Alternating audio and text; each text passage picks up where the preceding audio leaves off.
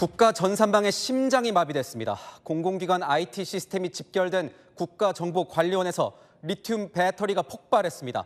그리고 화재로 이어지면서 정부 행정망이 올스톱 셧다운됐습니다. 사상 초유의 사태입니다. 이번 화재 한 번에 정부 업무 시스템 647개 가동이 중단됐습니다.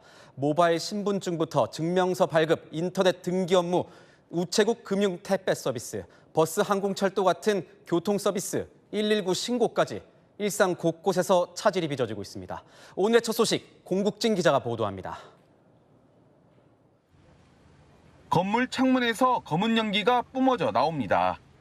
소방대원들이 장비를 끌고 건물에 들어갑니다.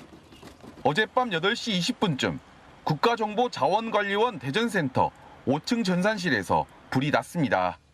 전산실에 설치된 리튬이온 배터리를 분리하는 과정에서 불이 시작됐습니다. 40대 작업자 1명이 다쳐 병원에 옮겨졌고 100여 명이 대피하는 소동이 벌어졌습니다.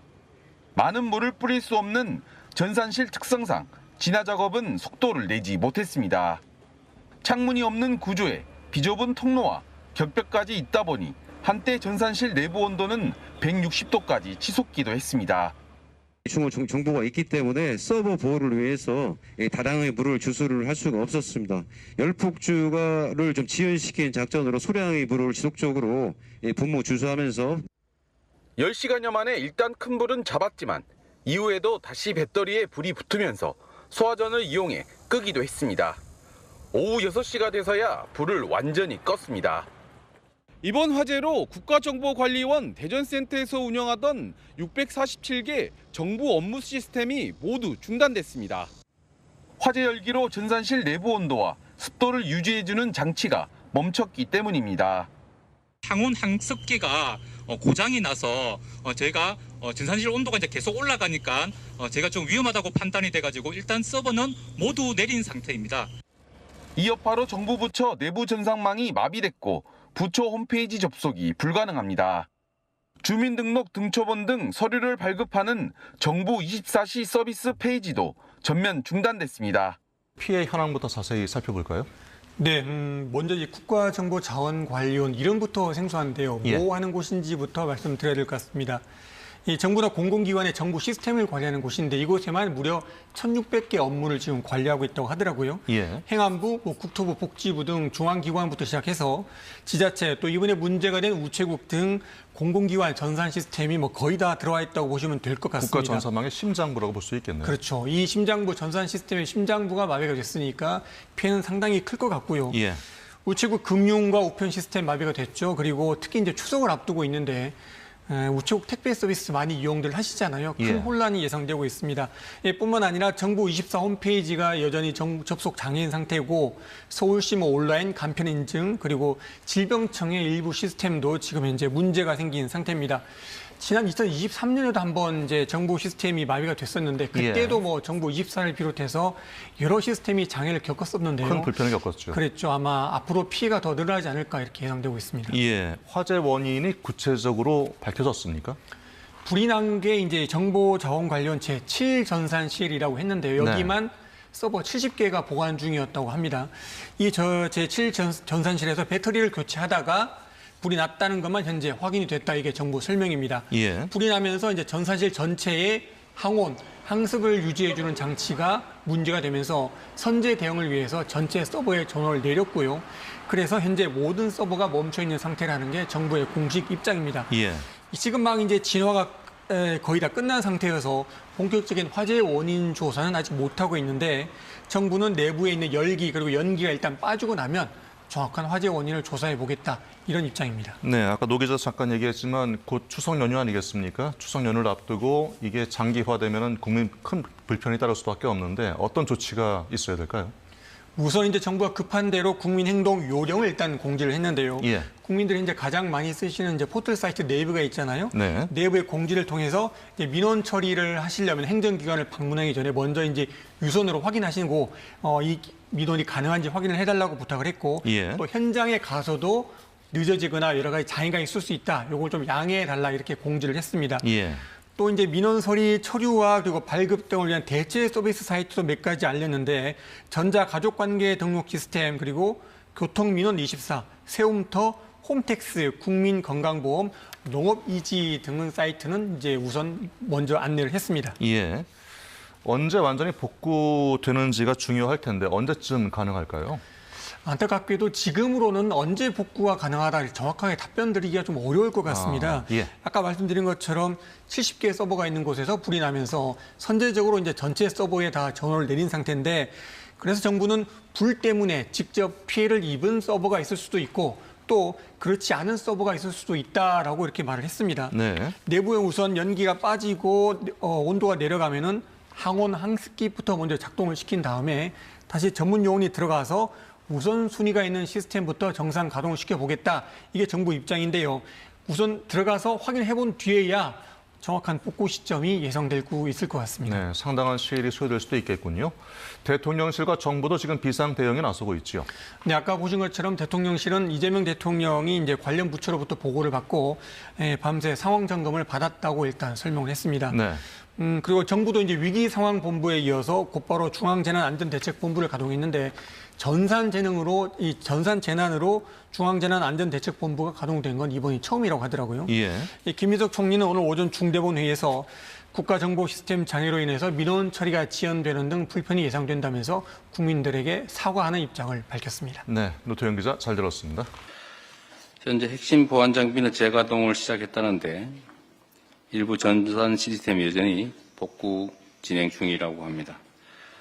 이번 화재 때문에 국민들께서 큰 불편과 불안을 겪고 있습니다.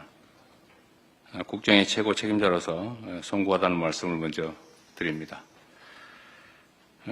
아울러 높은 시민의식을 발휘해서 차분하게 정부 대응에 힘을 모아주고 계신 데에 대해서도 국민 여러분께 깊이 감사드립니다.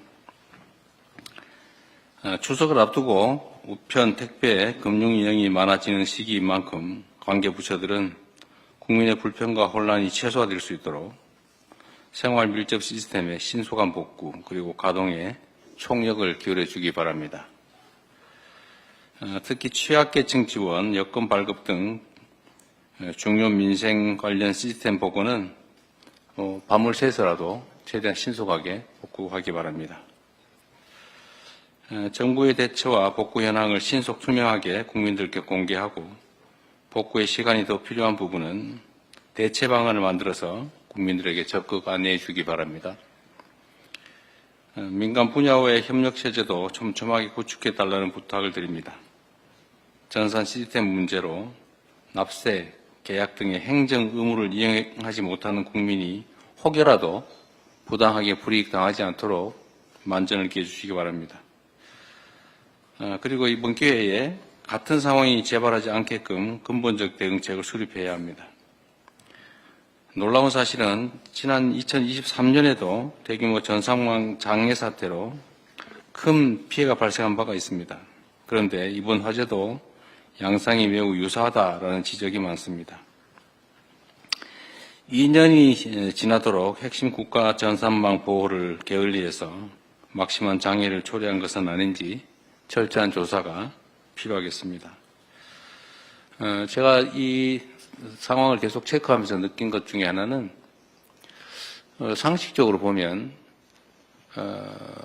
화재나 아니면 장애가 일시적으로 발생하는 일은 있을 수 있는 일이기 때문에 그 예방에 최선을 다하겠지만 이렇게 중요한 국가기관망은 외부적 요인으로 훼손될 때 즉각적으로 대응할 수 있는 이중 운영 체계를 당연히 유지해야 되는데 아예 그 시스템 자체가 없다는 게 놀랍습니다. 3시간 안에 복구할 수 있다고 큰 소리를 쳤다는데 어떻게 3시간은커녕 지금 이틀이 다 되도록 복구가 안 되지 않습니까? 물론 화재 진압이 된 다음부터 치더라도 그 시간은 한참 지났죠.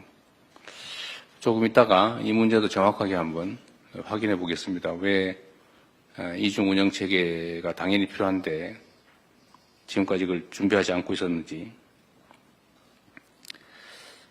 정보화 시대를 맞이해서 국가 디지털 인프라는 핵심적인 안보 자산이자 국민 일상을 지탱하는 혈관과도 같은 것입니다.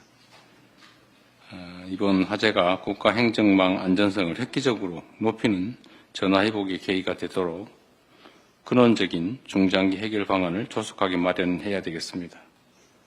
필요한 예산과 인력의 확충 역시 신속하게 추진해야 되겠습니다.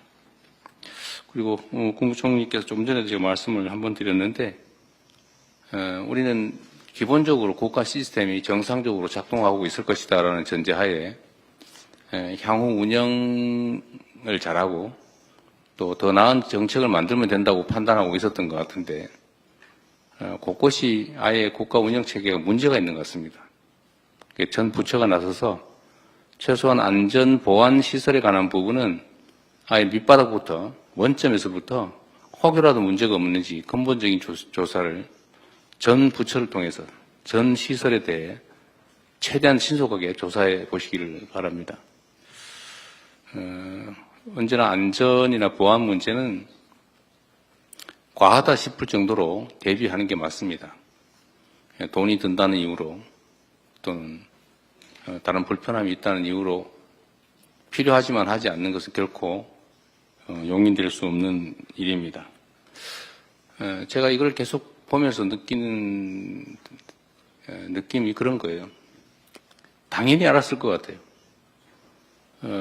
왜냐하면 이 사건, 이런 유사한 사건이 민간에서 이미 이전에 있었고 또 그에 대해서 정부 차원에서 이런 대책을 하라고 지시를 했을 텐데 당연히 그러면 정부의 정보 전산망에도 그 문제가 있을 거라고 예측할 수 있기 때문에 스스로는 당연히 비용을 들여서라도 대책을 세웠어야 되는데 이 예측 가능한 일이 실제로 벌어졌고 대비책은 없었다는 것입니다. 그 대비책이 작동을 안 한 게 아니라 아예 없었다는 거예요. 그게 이해가 되지가 않습니다. 각 전 부처를 독려해서 혹이라도 이런 보안 안전 문제에 관한 한은 다시 한번 말씀드리지만 원점에서부터 기초부터 철저히 점검해서 혹이라도 문제 요인이 있는지를 다 조사해 주시기 바랍니다.